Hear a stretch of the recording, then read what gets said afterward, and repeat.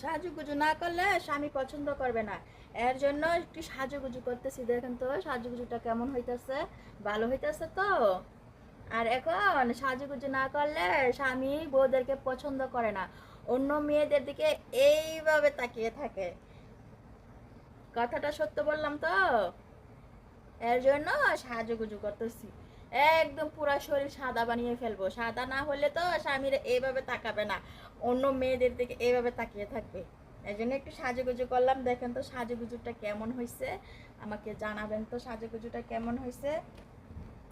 আর এই যে একটা ইয়া নিয়ে নিলাম,